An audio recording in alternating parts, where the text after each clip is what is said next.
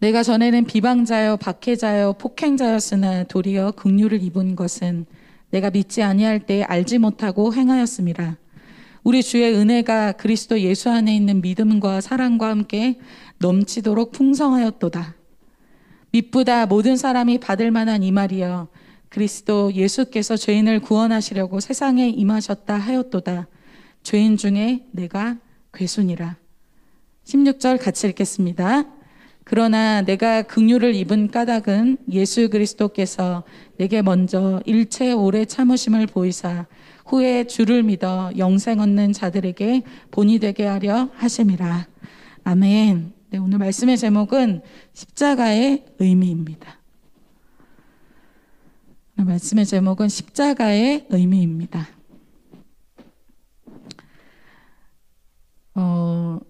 여러분들이 잘 아시지만 성경의 핵심은 예수 그리스도입니다. 그래서 구약은 예수님의 오실 것을 예언하는 내용이고, 또 신약은 예수님이 하신 일, 그리고 다시 오실 예수님에 대한 내용이라는 것을 제가 여러 번 말씀드린 적이 있습니다. 그래서 성경의 핵심은 사실 예수님입니다. 그리고 십자가입니다. 그런데 사단은 속이는 자죠. 그래서 우리가 많은 것을 할 수 있지만 이 두 가지를 경험하고 만나지 못하게 막아놓는 일을 합니다. 바로 예수님을 만나거나 십자가를 경험하는 일이 없이 다른 많은 것을 하게 합니다. 그래서 봉사도 하고 헌신도 하고 예배도 드리고 이렇게 기도도 하는데 무엇이 없다? 예수님을 만나는 것도 없고 십자가를 경험하는 것도 없고, 그래서 죄사함을 체험하는 것도 뭔지 모르겠고, 천국에 대한 확신을 갖는다는 것이 도무지 뭔지 모르겠는 그런 종교 생활을 하게 한다는 것이죠. 이것이 바로 사단의 전략입니다. 신앙이 영적 전투이죠. 그래서 사단은 우리를 속이는 방법으로 교회는 다니되 예수님은 가려놓고 예수님의 십자가도 체험하지 못한 채로 지내게 합니다. 그거는 꼭 초신자뿐만이 아니라 신앙을 아주 오래 한 사람도 마찬가지입니다. 나는 예전에 예수님 만났었어. 아주 과거의 예수님, 과거의 죄사함. 그래서 항상 그 사람의 말 속에는 옛날에 만난 예수님밖에 없는 거죠. 사단이 우리의 눈을 가리고 또 우리의 삶에서 종교라는 것으로 만족하도록 속이는 일을 합니다. 그래서 핵심과 본질이 빠진 것을 하면서도 우리는 무엇이 잘못된지를 모르죠. 그래서 지루하고 따분하고 새로움이 없습니다. 변화도 없습니다. 그리고 무엇보다 종교의 이 결말은 천국에 가지 못하는 지옥 가는 열매를 맺게 된다는 것이 가장 무서운 것입니다. 비슷한 것 같지만 전혀 다른 열매를 맺게 한다는 것이죠. 그러면서도 안심하게 합니다. 왜? 내가 예배를 드리고 있고 내가 기도를 하고 있고 내가 무엇인가를 아주 열심히 하고 있기 때문에 속이는 것이죠. 종교적인 열심이 아주 강했던 모태신앙이었던 이 사도 바울이 이렇게 나중에는 고백합니다. 고린도전서 2장 2절에 이렇게 고백합니다. 내가 너희 중에서 예수 그리스도와 그의 십자가에 못 박히신 것 외에는 아무것도 알지 아니하기로 작정하였습니다. 이렇게 얘기합니다. 자신의 인생을 변화시켜 주었던 것은 자신이 교회 안에서 하나님을 믿는 믿음으로 열심히 했던 헌신과 충성이 아니라 자기를 진짜 변화시켜 주신 그 두 가지가 바로 예수 그리스도와 그가 십자가에 못 박히신 것, 그것이었기 때문에 그의 삶에서 다른 것은 내가 알지 않기로 작정했다라고 고백하는 것이죠. 여러분 아멘이십니까? 그런데 우리의 삶에 그 예수 그리스도가 없는 채로 신앙할 때가 많아요. 여러분 오늘 찬양 중에 예수님을 만나셨습니까? 여러분 여러분의 최근 기도 중에 십자가를 경험하셨습니까? 그런데 이거 없이도 나는 나의 신앙이 괜찮다라고 생각해요. 오늘 예배를 통해서 여러분의 십자가, 그 예수 그리스도를 만나는 그런 살아있는 예배 들으시길 축복합니다. 집에서 들으시는 분들도 주님이 영이시기 때문에 그곳에서 또 여러분을 만나 주실 줄 믿습니다. 오늘 두 가지 십자가에 대해서 사도 바울이 얘기하는 것을 보려고 합니다. 첫 번째는 나를 구원한 십자가고, 두 번째는 내가 지는 십자가입니다. 첫 번째로 나를 구원한 십자가에 대해서 이 사도 바울이 고백하고 있습니다. 오늘 본문은 사도 바울이 자신이 변화되기 전 모습을 고백하는 내용으로 이 내용이 있어요. 근데 사실은 이 내용은 사도행전에 더 구체적으로 나와 있습니다. 그래서 오늘 사도행전과 내용을 좀 같이 볼 겁니다. 예, 이 사도 바울은 모태신앙이었죠. 율법을 아주 잘 지키던 사람이었습니다. 그런데 그는 예수님을 인격적으로 만나본 경험이나 죄사함의 체험이 없던 사람이었습니다. 즉 우리의 표현으로 하면 이 사도 바울은 거듭난 적이 없는 사람이었어요. 그래서 즉 예수님의 이 십자가로 나의 죄가 용서함 받은 것을 경험해 본 적이 한 번도 없는 사람이었습니다. 평생 교회 다니고 예배드리고 기도하고 헌금하고 헌신하는데 오늘 밤이라도 천국 갈 확신이 있어? 물어보면 확신 없는 사람이었다는 거죠. 여러분, 이것에 대해서 자신의 신앙에 오늘 심각하게 질문해 보시기를 바랍니다. 내가 오늘 밤이라도 죽는다면 정말 나는 천국에 갈 확신이 있는가? 왜냐하면 성경에서는 교회 안의 사람과 교회 밖의 사람을 나누는 것이 아니라 거듭난 사람과 거듭나지 않은 사람으로 나뉘어진다고 말하고 있기 때문에 그렇습니다. 니고데모에 대해서 오늘 사도 바울을 보기 전에 잠깐 언급하고자 합니다. 니고데모는 나는 모태신앙이고 나는 성경에 대해서 많이 알고 있어. 이런 사람이 니고데모였죠. 니고데모에게 없는 것이 무엇이었습니까? 거듭남의 체험이 없었습니다. 교회에 있었던 연수, 나의 부모님의 신앙 전혀 상관없습니다. 니고데모는 이스라엘 선생으로서 성경을 가르치는 사람이었어요. 이것에 대해서 예수님이 답을 주시죠. 요한복음 3장 3절, 4절, 6절에 이렇게 얘기하고 있습니다. 예수께서 대답하여 이르시되 진실로 진실로 내게 이르노니 사람이 거듭나지 아니하면 본어게인 다시 태어나는 것을 경험하지 아니하면 하나님의 나라를 볼 수 없느니라. 하나님의 나라를 볼 수 없다는 것은 천국에 갈 수 없다는 것입니다. 곧 지옥에 간다는 뜻입니다. 나에게 거듭남의 체험이 있는지 없는지를 이 니고데모에게 예수님이 물어보신 것이죠. 4절에 니고데모가 이르되 사람이 늙으면 어떻게 날 수 있사옵나이까? 두 번째 모태에 들어갔다 날 수 있사옵나이까? 이렇게 물어봅니다. 이 니고데모의 대답이 니고데모가 거듭나지 않았다라는 것을 이야기해 주죠. 여러분, 이 얘기를 듣고 거듭난다는 게 뭘까? 거듭난다는 본어게인, 다시 한번 태어난다는 그건 뭘까라고 질문하시는 분들은 바로 니고데모입니다. 니고데모는 그런 체험을 해본 적이 없기 때문에 이 말이 무슨 말인지 도무지 이해할 수가 없는 거예요. 그렇다면 내가 이렇게 나이가 많은데 다시 엄마의 뱃속에 들어가서 다시 태어난다는 얘기인가? 육으로밖에 이 말을 해석할 수가 없는 것이죠. 6절에 뭐라고 얘기합니까? 육으로 난 것은 육이요 영으로 난 것은 영이니. 이 영적인 말씀을 영적으로 본어게인 태어난 적이 없기 때문에 이 말씀을 도무지 이해하려고 해도 노력해도 될 수가 없는 거예요. 바로 이 니고데모 또 사도 바울 모두 거듭남, 이 죄사함을 체험하지 못한 사람들이 어떤 상태다? 바로 육적인 상태라는 것을 말해주고 있는 것입니다. 육에 속한 이 바울의 삶에 대해서 보도록 하겠습니다. 사도 바울이 자신이 변화되기 전에 자신의 모습에 대해서 이렇게 얘기하고 있어요. 13절에 이렇게 얘기합니다. 자매님들이 한번 읽어주시겠습니다. 시작. 자신의 전에는 비방자였대요. 비방한다는 뜻을 여러분 잘 아시죠? 남을 헐뜯고 비웃고 이러한 말을 하는 사람을 비방자라고 얘기합니다.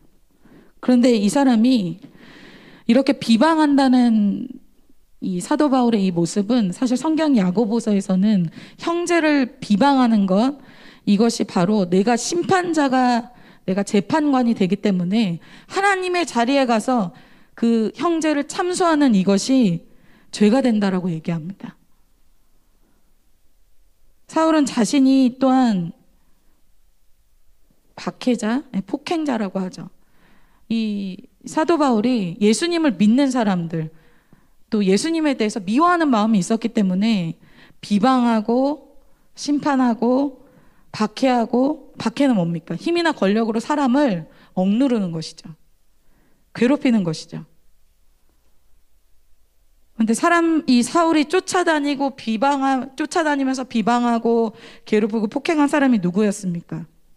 세상에 죄를 많이 지은 사람, 세상의 살인자들, 정말 회개가 필요한 사람들, 그런 사람들이 아니라 예수님을 믿는 사람들, 예수님으로 인해서 변화된 사람들을 사울이 쫓아다녔다는 거예요.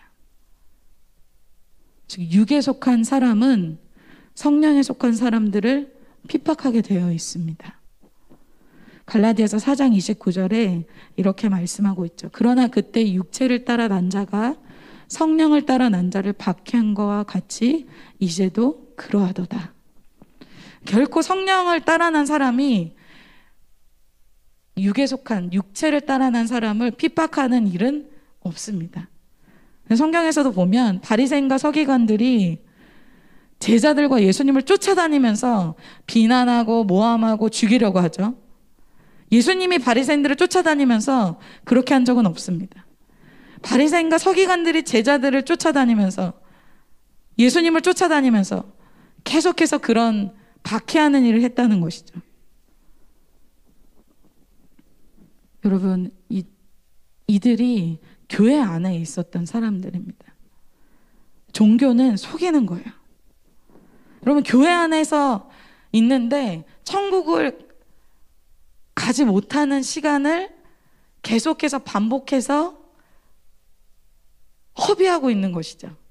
오히려 하나님의 사람을 대적하면서 상급이 아니라 심판을 계속 쌓고 있는 것입니다. 얼마나 강력한 속임수입니까? 교회 밖에 있는 사람은 당연히 그렇게 살 수 있다고 생각하지만 교회 안에서 그렇다고 생각하지 않잖아요. 사도 바울도 그것이 자신이 속고 있었기 때문에 정말 알지 못해서 그랬다라고 이렇게 고백하죠. 13절에 이렇게 얘기합니다. 내가 전에는 비방자요 박해자요 폭행자였으나 도리어 긍휼을 입은 것은 내가 믿지 아니할 때, 예수 그리스도를 인격적으로 만나고 또 예수님의 그 죄사함을 체험하지 못했을 때에 알지 못하고 행하였음이라, 이렇게 얘기합니다. 이 말이 정말 진심입니다. 알지 못하기 때문에. 저도 사실 교회 안에서 모태신앙으로 이렇게 자라났지만 이런 모습이었습니다. 제가 거듭나기 전에는 이런 거듭난 사람들이 굉장히 부담스러웠어요. 그리고 이렇게 자기 간증하고 저 이렇게 피자 사주면서 자기 간증해주는 언니들, 저를 쫓아다니면서 계속 저를 설득하는 그 무리들 너무 싫었어요. 그리고 제일 싫어했던 사람들이 죄송하지만 천국 지옥 이 티켓 들고 다니면서 전도하시는 분들을 정말 싫어했습니다. 제가 예수님을 만나고 본어게인 되기 전에는 정말 딱 그 두 부류의 사람들을 정말 싫어했어요. 천국 지옥에 대해서 강력하게 선포하는 사람들과 그런 간증을 하는 그 언니 무리들을 싫어했어요. 오빠 무리들을 만난 적이 별로 없어가지고. 제가 본어게인 되기 전에 육에 속한 삶을 살 때는 그러한 영적인 사람들과의 대립 구조에 있었습니다. 제가 알지 못하는 사이에 저는 그런 대립 구조에 있었어요. 영적인 걸 몰랐었죠. 근데 이런 종교인들이 여러분 가장 불쌍한 인생입니다. 왜? 교회 안에 있는데, 교회 안에 있으면서 지옥 가는 인생을 사는 거예요. 교회 안에 있는데 심판을 쌓고 있는 거예요. 교회 안에 있는데 예수님도 십자가도 한 번도 경험해보지 못한 채로 평생을 그렇게 산다고 생각해 보세요. 여러분, 가장 불쌍한 인생입니다. 가장 속는 인생입니다. 사도 바울의 예수님을 체험하지 못한 삶의 열매가 어때요? 미움, 판단, 정죄, 비방, 폭행, 살인. 이 안 좋은 열매들이 하나님을 믿는다고 하지만, 교회 안에 있다고 하지만 나의 삶에 이런 안 좋은 열매들이 계속 맺혀지는 것이죠. 가장 안타까운 것은 육에 속한 이 종교의 끝은 신앙과 비슷한 게 아니야. 종교의 끝은 지옥입니다. 사도 바울에게 예수님의 긍휼이 아니었다면 이 교회 안에서 가장 불쌍한 인생을 살았을 사람이 바로 사도 바울이에요. 교회 안에서 망하는 인생, 지옥 가는 인생, 사람들을 훈련하는 악한 도구의 인생이 된다는 것이죠. 그것이 사단이 종교를 통해서 우리를 속이는 모습입니다. 교회 안에 있으니까 난 그래도 괜찮지 않나, 나 그 최소한의 예배는 그래도 드리는데, 나의 부모님 그래도 좀 신앙이 있는데. 여러분, 사도 바울은 더 강한 종교인이었습니다. 율법으로 흠이 없는 사람이었어요. 사도 바울은 그보다 더한 것을 했어도 심판받는 인생이 자기의 인생이었다라고 고백합니다.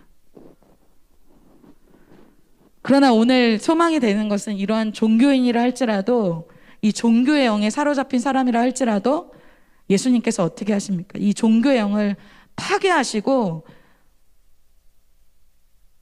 사도 바울의 인생을 완전히 변화시켜 주시는 내용이 오늘 이 사도 바울의 고백 속에 나와 있습니다. 그것이 여러분의 삶이 되시기를 축복합니다. 예수님을 만나는 바울에 대해서 보겠습니다. 사도 바울이 이 예수님을 만나는 내용, 아까 얘기한 대로 사도행전에 잘 나와 있습니다. 사도행전과 이 같이 내용을 좀 볼 텐데요. 사도행전 22장 5절부터 8절은 나중에 보겠습니다. 우리의 신앙은 예수님을 만나면서부터 시작이 되는 것입니다. 그 전까지는 사실 시작이 된 게 아니에요. 그래서 제가 학생들한테 이런 얘기를 너무 많이 들어요. 간사님, 저 예배 진짜 많이 들어봤어요. 저 기도 진짜 많이 해봤어요. 질리도록 해봤어요. 그래서 그 예배를 통해서, 그 기도를 통해서 예수님을 만나셨습니까? 만약에 만나지 않았다면 여러분은 시작조차 하지 않은 거예요. 진짜가 시작된 게 아니야. 아직 시작도 안 한 거야. 그런데 어떻게 생각해요? 나 예배 너무 많이 들었었어. 나 기도 너무 많이 해봤어. 저 알 거 다 알아요. 예수님을 안 만나면 시작된 것이 아닙니다. 왜? 사도 바울의 삶이 그랬어요. 사도 바울이 얼마나 많은 예배를 드렸습니까? 얼마나 많은 기도와 얼마나 많은 충성과 헌신을 했습니까? 근데 천국을 얻지 못하는 삶을 살았어요. 여러분, 우리의 신앙의 골은, 목표는 천국 가는 것입니다.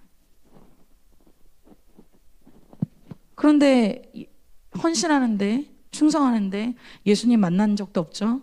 죄사함 체험한 적도 없죠. 그런 삶을 솔직히 말씀드리면 아무것도 아닌 인생이에요. 오늘 여러분들의 신앙이 진짜 시작이 되시기를 축복합니다. 오늘 진짜 구원을 얻으시기를 축복합니다. 사도 바울이 오늘 다른 사람을 통해서 알고 들었던 그 예수님을 오늘 이 사도행전을 보면 남에게 들었던 그 예수님을 자기의 예수님으로 만나게 됩니다. 2000년 전에 죽으신 그 예수님이 지금 여러분에게 말씀하시는 것과 같다는 거예요. 사도 바울은 부활하신 그 예수님을 믿지 않았어요. 예수님 십자가에 오래전에 죽은 사람이야. 그것을 믿는 추종자들을 이단이고 그들을 죽여야 되는 대상으로 생각했습니다. 사도 바울이 예수님을 만나는 사도행전 22장 내용을 제가 읽겠습니다. 이에 대제사장과 모든 장로들이 내 증인이라.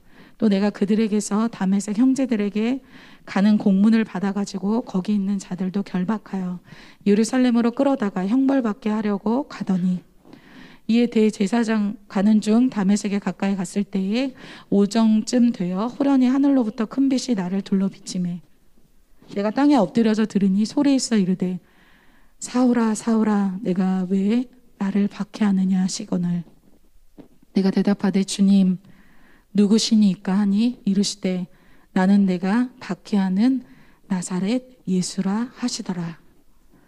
사울이 알고 있기로는 예수님은 이미 죽은 사람이에요. 근데 오늘 사울에게 예수님의 음성이 들렸다라는 거예요. 제가 얼마 전에 주일날 어떤 대학생을 만났습니다. 우리 JTS 출신 학생인데 믿음이 없는 친구야. 그 친구가 저한테 물어보더라고요. 간사님은 그럼 하나님의 음성을 들으시나요? 이렇게 물어보는 거예요. 그래서 제가 그 친구는 이제 여러 가지 어떤 얘기를 했는데 저는 그 친구의 질문이 무슨 질문인지 아주 정확하게 압니다. 저는 교회 생활을 오래 했지만 예수님이 진짜 나에게 지금 살아계셔서 말씀하신 분이라는 걸 정말 믿지 않았어요. 예수님의 음성을 지금 듣는다? 그게 가능한가? 예수님은 설교자들이 하는 그 내용 속에 있는 분, 그냥 성경 안에 있는 분이지 살아계셔서 지금 나에게 말씀하신다? 상상해 본 적이 없었어요. 뭐 천국 지옥도 안 믿지만 예수님이 나에게 지금 말씀하시는 분이라는 걸 기대조차 하지 않았어요.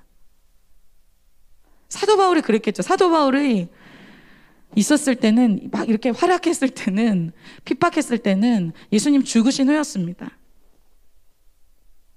그 예수님이 부활하셔서 지금 살아있다?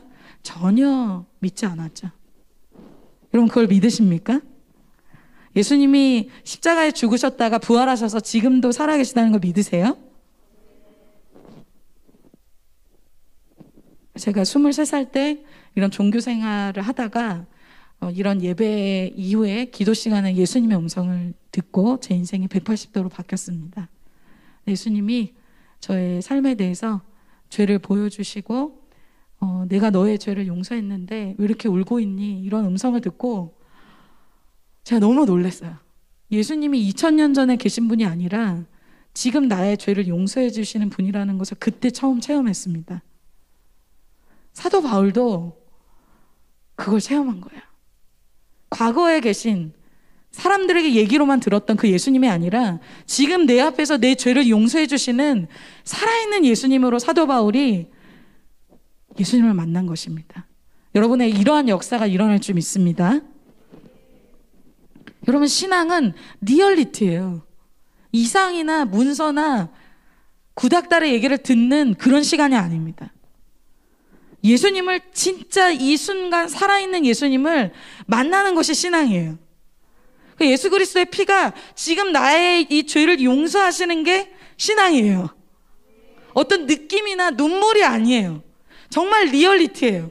진짜 살아서 나에게 말씀하시고 나에게 역사하시고 나의 죄를 용서하시는 그 예수님을 만나는 게 진짜 신앙이에요. 종교에 속으시면 안 돼요.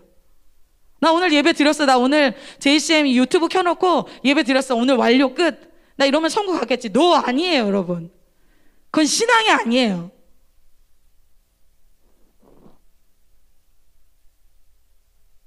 예수님을 만난 사도 바울처럼 여러분 종교의 늪에서 나오셔서 살아계신 예수님을 만나시길 축복합니다. 이 예수님을 만난 사도 바울이 무엇이라고 얘기합니까? 14절에 이렇게 고백합니다.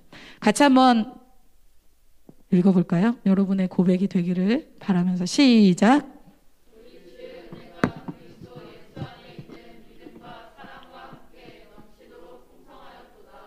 아멘.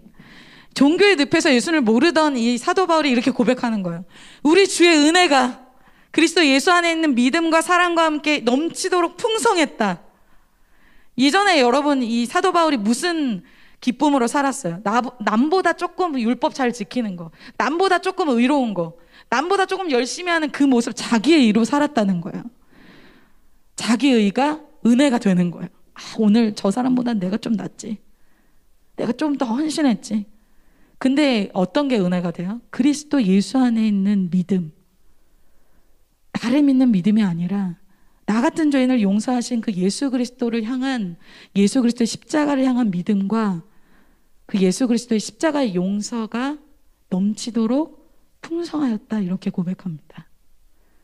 특별히 이번에 올라온 우리 1학년 친구들, 이런 예수 그리스도의 은혜가 넘치시기를 축복합니다. 그리고 1학년이 아닐지라도 지금 이런 본어게인, 거듭남, 예수님의 살아계심, 죄사함을 체험하지 못한 우리 지체들, 2022년 이것을 놓고 정말 기도하시길 축복합니다. 종교의 늪에서 이 예수님을 만난 이후에 이 사도 바울이 두 가지를 깨달았겠죠. 예수님 정말 살아있구나. 두 번째는 예수님의 십자가가 나 같은 죄인을 용서했구나.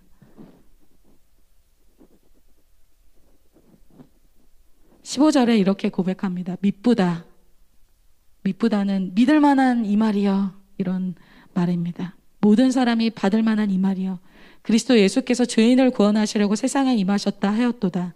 죄인 중에 내가 괴순이라. 나 같은 자도, 이런 죄인 중에 괴수도 구원받을 수 있다면 어떤 죄를 갖고 있는 사람도 구원받을 수 있다는 것이죠.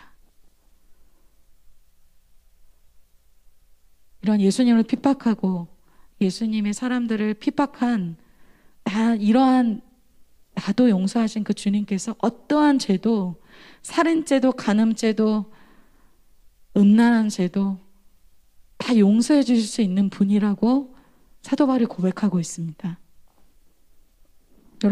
여러분에게 말할 수 없는 어떤 죄의 문제가 있습니까? 예수님께 들고 가시길 축복합니다. 살아계신 그 예수님께서 그 죄를 용서해 주실 수 있으십니다. 그리고 이 고백에서 죄인 중에 내가 괴수다라는 말은 영문으로 보면 내가 괴수였다, 내가 과거에 괴수였다라고 얘기하지 않고 내가 지금 죄인 중에 괴수다라고 얘기해요. 대부분 간증하면 그렇잖아요. 저는 예전에 그랬었습니다. 저는 죄인 중에 괴수였어요. 이렇게 얘기하는 것이 아니라 오늘 사도 바울이 고백하는 것은 내가 여전히 죄인 중에 괴수로 주님 앞에 서 있습니다. 이렇게 얘기하는 것입니다. 그러면 아직 죄가 안 끊긴 걸까요? 아직 비방하고 폭행하고 박해하는 것이 아니죠.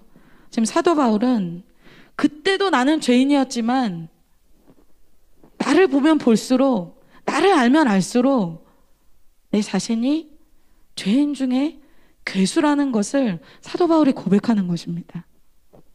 이제 리더가 되면 직분이 있으면 죄가 없네. 그런 죄 고백은 새 가족 때나 하는 거지. 그렇게 얘기하지 않았다라는 거야.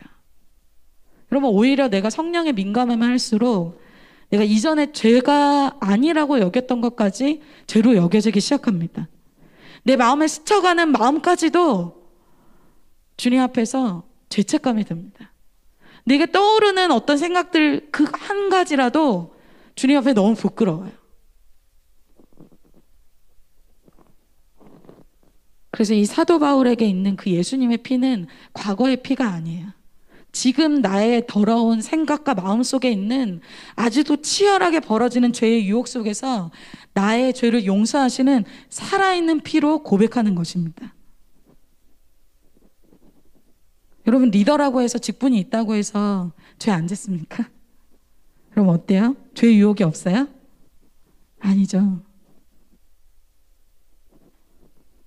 예수님의 피는 오늘도 우리에게 필요합니다. 우리의 과거의 죄뿐 아니라 어제 그리고 매일매일의 삶에 예수님의 피가 필요해요. 사도 바울은 과거에도 지금도 자신의 죄인 중에 괴수라고 고백하죠. 이것은 지금도 나는 죄인 중에 괴수이기 때문에 나는 오늘도 예수 그리스도의 피가 필요한 사람이다 라고 고백하는 것입니다. 여러분에게도 예수님의 십자가의 피가 필요하십니까? 저는 필요해요. 하루에도 몇 번씩 필요한지 몰라요. 우리에게 죄의 유혹이 있죠. 사도 바울도 나는 여전히 죄의 유혹이 있다라고 얘기합니다. 그럼 뭐 죄를 안 짓기 위해서 난 죄를 안 져야 돼, 이런 삶을 사는 것이 아니라, 두 번째 우리가 보고자 하는 것은 최선의 수비는 공격이죠. 죄를 안 지으려고 하는 수비적인 그런 삶이 아니라 주님이 영혼을 돕는, 내가 이제 십자가를 지는 공격적인 삶으로 우리의 삶을 부르십니다. 이것이 예수님을 만난 사람들의 부르심입니다. 두 번째, 내가 지는 십자가입니다. 사도 바울이 예수님을 만나고 나서 어떠한 삶을 살았는지를 사도행전에서 보여주고 있어요. 사도행전 9장 18절에서 20절에 이렇게 얘기하죠. 즉시 사울의 눈에서 비늘 같은 것이 벗어져 다시 보게 된지라. 일어나 세례를 받고 음식을 먹으며 강건하여 지니라. 사울이 다메섹에 있는 제자들과 함께 며칠 있을세. 20절, 즉시로 각 회당에서 예수가 하나님의 아들이심을 전파하니, 이렇게 말씀하고 있어요. 사도 바울은 예수님의 십자가의 이 보혈의 능력을 체험하고 나서 즉시로 예수님을 증거하는 전도자의 삶을 삽니다. 오늘 디모데전서 이야기는 사도 바울이 이 디모데에게 편지한 내용이에요. 디모데는 전도의 삶을 살았던 이 사도 바울이 1차 전도 여행 때 얻은 열매였습니다. 사도 바울이 1차 전도 여행 때 루스드라에서 놀라운 역사가 일어났는데, 그 다음 바로 핍박의 사건이 이어졌어요. 우리가 알고 있는 이 놀라운 사람 사도 바울도 여러분, 전도할 때 전도가 쉬운 것이 아니었습니다. 오해와 핍박과 눈물이 있었다라는 거예요. 핍박으로 사도 바울이 그곳에서 돌로 맞아서 죽은 줄 알고 사람들이 다 밖에다 내다 버릴 정도의 핍박이었습니다. 그런데 주님이 그를 살려주셔서 다시 살아나게 되죠. 사도 바울에게 있어서 이 루스드라라는 장소, 1차 전도여행의 장소는 눈물이 있고 헌신이 있고 나의 십자가가 있는 곳이었습니다. 여러분, 여러분의 눈물이 있고 헌신이 있고 십자가가 있는 곳이 어디입니까? 거기에서 디모데와 같은 자들이 일어납니다. 시편 126편 5절에 이렇게 얘기하고 있어요. 다 같이 한번 읽어볼까요? 시작. 눈물을 흘리며 씨를 뿌리는 자는 기쁨으로 거두리로다. 씨를 뿌리는데 막 눈물을 흘린대요. 왜 씨를 뿌리는데 눈물을 흘릴까요? 씨를 뿌리는 그곳에, 전도해야 되는 그곳에 그 과정이 눈물이 들어간다는 것이죠. 한 명의 생명이 태어나기까지는 이러한 죽어짐이 반드시 있습니다. 그 능력이 많으신 예수님도 능력이 아니라 우리를 십자가에서 구원하셨습니다. 십자가는 어떤 곳이에요? 예수님은 죽고 내가 사는 곳이죠. 예수님의 피가 다 뽑혀서 나에게 수혈되는 곳입니다. 주님의 이 사망이 나에게 생명으로 역사하는 곳입니다. 이렇게 십자가를 만난 사람은 십자가의 삶으로 초청하십니다. 그런데 여러분, 이것이 영혼을 위한 것도 있지만 이 십자가의 삶, 이 전도의 삶은 나 자신을 위해서도 필요하기 때문에 주님이 이 십자가를 허락하시죠. 여러분, 여러분의 신앙에 나는 좀 지금 하락세야. 나의 신앙은 아주 정점이 아니라 난 내려가고 있어. 우리의 신앙이 언제 하락세를 달립니까? 아니면 언제 올라갑니까? 다윗의 인생을 보면 알 수 있죠. 다윗의 인생에 신앙의 하락세가 시작된 때는 언제입니까? 더 이상 전쟁을 나가지 않을 때, 더 이상 재정의 문제나 관계의 문제나 고난이 없어졌을 때, 더 이상 전쟁에 나가서 십자가 지지 않아도 될 때 다윗의 신앙은 하락세를 달리고 음란의 죄, 쾌락의 죄, 살인죄, 간음죄, 걷잡을 수 없는 죄들이 이 다윗의 삶에 들어옵니다. 아니, 다윗이 신앙의 정점을 찍을 때는 언제였습니까?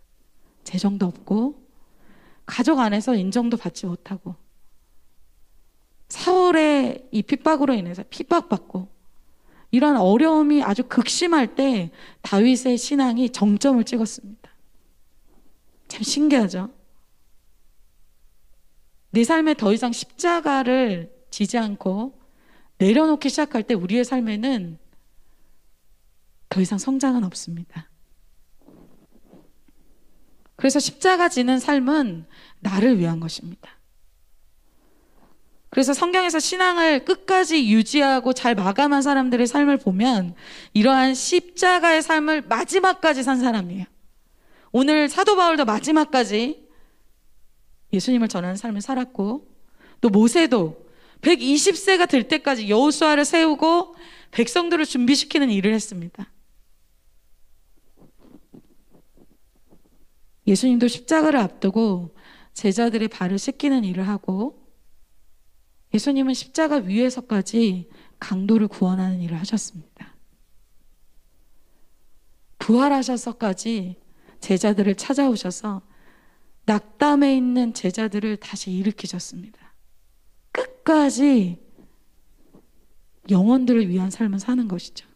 그 영혼들을 위한 삶이 나의 인생을 보호해 줍니다. 여러분 아멘이십니까? 분위기가 노맨하는 분위기인데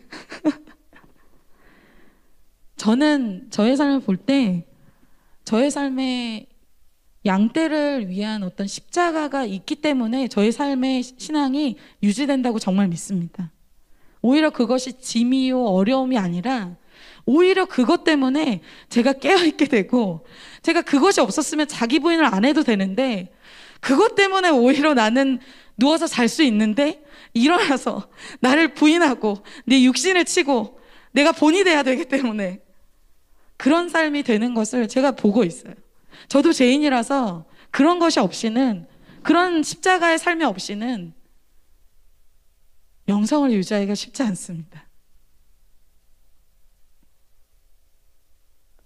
우리가 은혜 받은 자리에서 내 삶을 누리고 십자가를 던지면 그때부터 우리는 신앙의 하락세를 달리기 시작합니다. 베드로전서에 그래서 그렇게 말씀합니다. 베드로전서 4장 1절부터 3절입니다.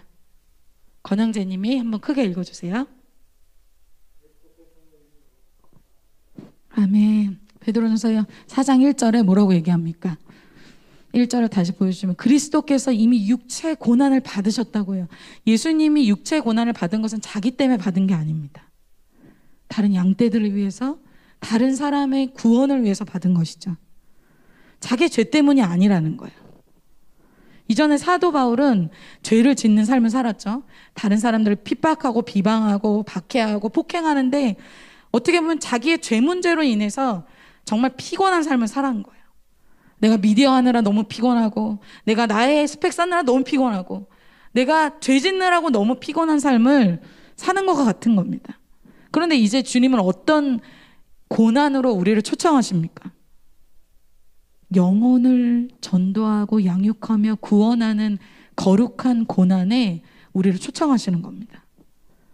그것이 쉽다고 얘기하지 않죠. 고난이 있다고요. 피곤하고 지치고 힘들다고 얘기합니다. 고난이죠. 그런데 이 육체의 고난이 어떻게 된다? 죄를 그치게 한다는 거예요. 그것이 나의 영혼의 갑옷이 된다라고 말합니다. 그래서 사도 바울은 예수님이 자기에게 주신 이 고난의 갑옷을 누구에게 물려주는가? 또한 디모데에게도 이 고난을 함께 받자고 얘기하죠. 디모데후서 2장 3절에 너는 그리스도 예수의 좋은 명사로 나와 함께 고난을 받으라 이렇게 얘기합니다. 나는 고난받았지만 넌 고난받지 마. 넌 이제 고생하지 마. 이것이 아니라 나와 함께 이 고난의 갑옷을 입고 예수 그리스도를 증거하자라고 얘기하죠. 여러분 우리 함께 고난을 받읍시다.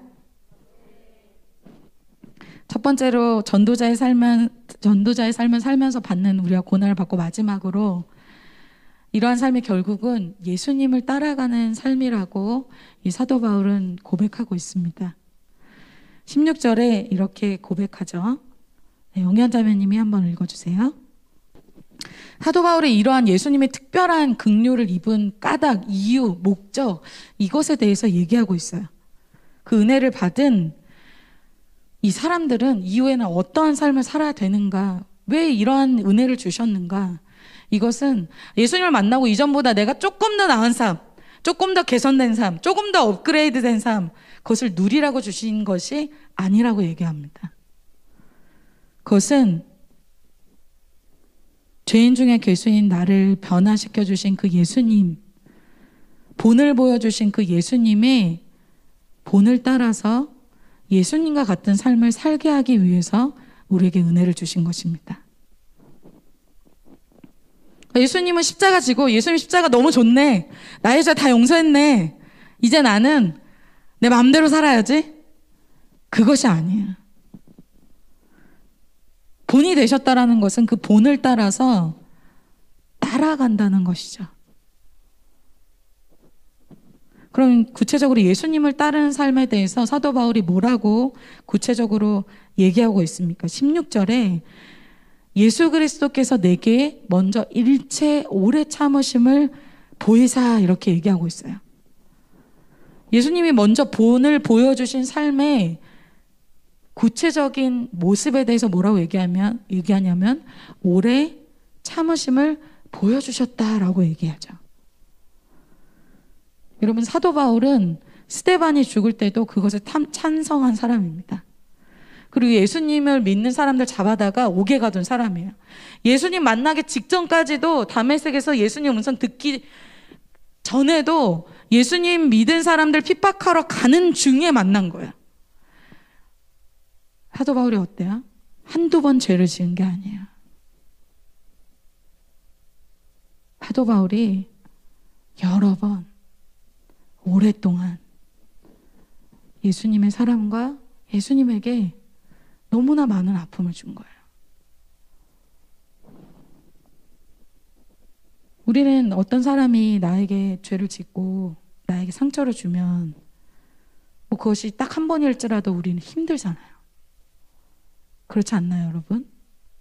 근데 그것을 여러 번 오랫동안 고통을 주었다는 거예요. 그것만큼 힘든 일이 없죠. 그런데 우리가 생각할 때는 이렇게 많은 죄를 지은 사람 같으면, 오랫동안 이렇게 죄를 지은 사람 같으면 이 사람이 징계받는 것을 봐야만 뭔가 통쾌한 엔딩 같죠. 이 사람이 징계를 받고 이 사람이 잘못되는 것이 정의요, 이것이 마음이 시원한 일이 되겠죠. 그러나 오늘 예수님께서 이런 원수 같은 사람, 너무나 많은 사람들을 힘들게 한 사도 바울을 주님이 기꺼이 용서하십니다. 그래서 사도 바울이 자기 자신의 입으로 정말 다른 어떤 표현보다 내게 먼저 일체 오래 참으심을 보여주셨다, 이렇게 얘기하죠. 여러분, 사실 이 고백이 우리의 고백 아닙니까? 정말 이 정도 주님이 오래 참아주셨으면 변화될 만도 한데, 정말 이렇게 많은 말씀 들었으면 이제 좀 끊어질 만도 한데, 아니 정말 이제는 나도 내가 나를 볼 때 포기하고 싶고, 정말 나에게 소망이 없고, 정말 정죄당해도 마땅한 나를 예수님이 어떻게 하십니까? 오래 참아주십니다. 주님이 저희를 포기하시지 않아요. 지금도 용서해 주기를 원하십니다. 이전에 바울이었다면 어떻게 했을까요? 옳고 그름으로 시시비비 가려서 절대 이런 사람을 용서하지 않았을 겁니다. 이해는 이로 완전히 갚아줬을 거예요. 그 예수님을 믿었던 사람들을 그렇게 강하게 핍박했던 이유가 뭐였어요? 그것이 옳지 않다고 생각했기 때문이에요. 그래서 자기 생명을 바쳐서 그것을 막은 것입니다.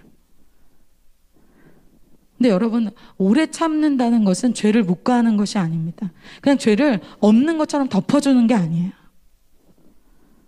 여기서 오래 참는다는 성경적인 의미는 예수님처럼 오래 참음으로 회개하게끔 도와주는 기회를 주는 것입니다. 예수님이 옳고 그름으로 사도 바울을 대하지 않고 회개하기까지 기다려 주셨다는 거예요. 그래서 사도 바울도 그렇게 할 수 있습니다. 1만 달란트 탕감받은 자가 100데나리온 빚진 자를 탕감해 주는 것과 같습니다. 내가 용서함 받은 사람이 다른 사람을 용서해 줄 수 있어요. 사도 바울의 삶이 이 억울한 삶의 연속입니다. 아까 루스드라에서도 억울했죠. 그리고 사도 바울의 삶을 계속 보면 자기가 해를 입히지 않았는데 자기를 죽이지 않고는 먹지도 마시지도 않겠다라고 하는 사람이 40명이었습니다. 그리고 자기가 조금 이제 복음으로 어려워지니까 자기를 배신하고 많은 사람들이 떠나가죠. 억울한 삶이죠. 여러분, 예수님의 십자가가 바로 이 억울함입니다. 십자가는 멋지고 화려한 것이 아닙니다. 십자가는 억울하고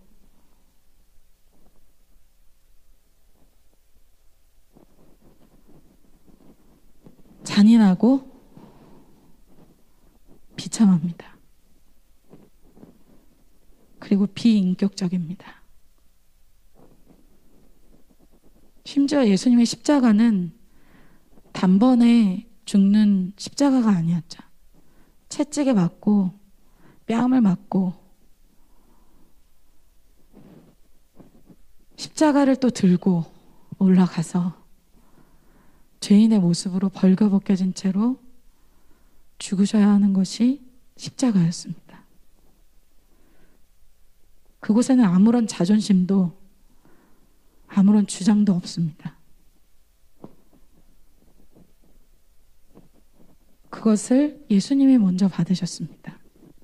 그래서 우리가 생명을 얻었습니다. 사도 바울의 삶도 이러한 십자가의 삶으로 초청하는 것입니다. 그렇게 할 때 사도 바울이 어떤 예수님을 만날까요? 사도 바울이 이제 예수님의 십자가가 가볍다라고 얘기할 수 있을까요? 사도 바울이 목자가 될 때 목자의 깊이와 넓이와 높이를 알 수 있게 됩니다. 더 깊은 십자가의 무게와 은혜와 사랑을 이 사도 바울이 경험합니다. 그 예수님의 십자가가 결코 가볍거나 결코 쉬운 것이 아니었다라는 것을 사도 바울이 몸으로, 자기의 삶으로, 자기 매일의 삶 속에서, 영혼을 돕는 삶 속에서, 전도하는 삶 속에서, 억울한 일을 감당하는 삶 속에서 그것이 얼마나 큰 값지불이었는지를 사도 바울이 배우게 됩니다. 이론이 아니라 실제 삶으로 배우게 되는 것입니다. 결론입니다. 오늘 사도 바울은 자신의 인생을 변화시킨 예수님의 십자가를 고백하고 있어요. 그리고 그 예수님의 십자가를 또한 자신도 져야 하는 십자가로 고백하고 있습니다. 여러분에게 어떤 십자가가 실제로 있으십니까? 나를 위해 죽어주신 용서의 십자가를 만나시고 또 이제는 목자의 삶에서 그 십자가를 지신 예수님의 사랑을 만나고 경험하는 저 여러분이 되시기를 축복합니다.